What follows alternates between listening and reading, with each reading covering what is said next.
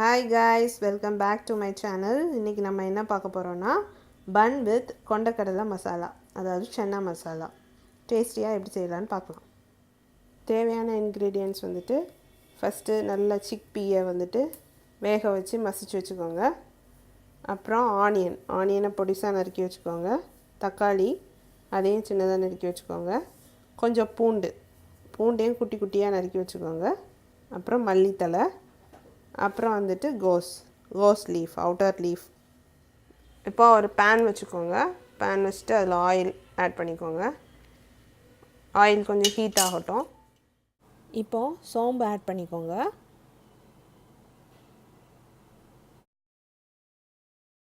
சோம்பு நல்லா வதங்கிடுச்சு.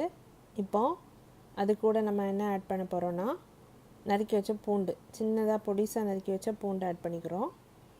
கூடவே வெங்காயம், பொடிசாக நறுக்கின வெங்காயத்தையும் ஆட் பண்ணிடுங்க. ஆட் பண்ணிவிட்டு நல்லா வெங்காயத்தை வந்து மிக்ஸ் பண்ணிக்கோங்க. நல்லா வதக்குங்க. வெங்காயத்தையும் சேர்த்து நல்லா வதக்கிக்கோங்க. இப்போ கொஞ்சம் சால்ட் ஆட் பண்ணிக்கோங்க. தேவையான அளவு உப்பு போட்டுக்கோங்க. உப்பு போட்டு நல்லா சாட்டே பண்ணிக்கோங்க. இப்போது தக்காளி ஆட் பண்ணுங்கள்.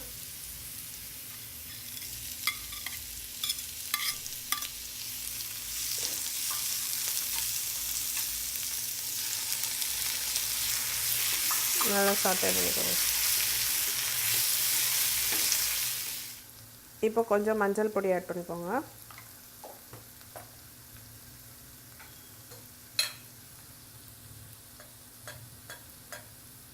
வத்தல் பொடி,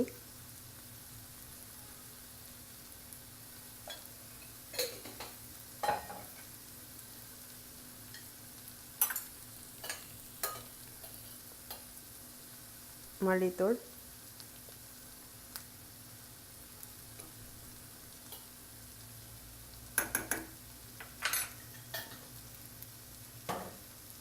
எல்லாத்தையும் ஆட் பண்ணிவிட்டு நல்லா ரா ஸ்மெல் போகிறது வரை வதக்குங்க.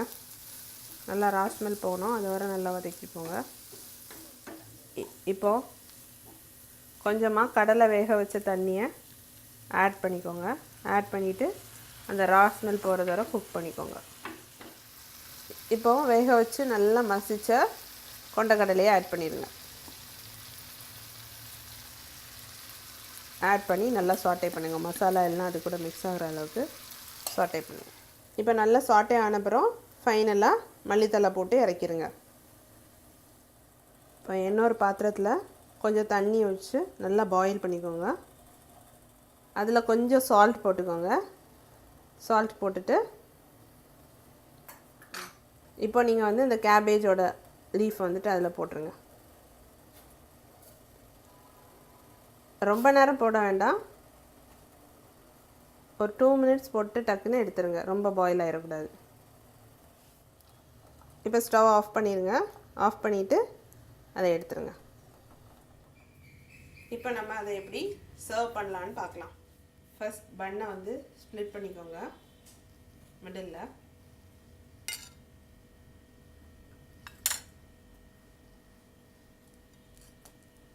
இப்போ அதில் கேபேஜ் லீஃப்,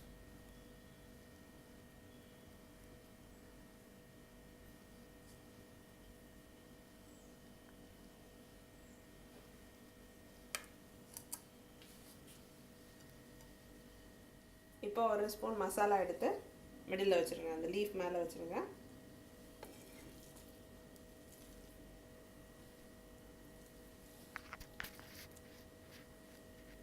இப்போ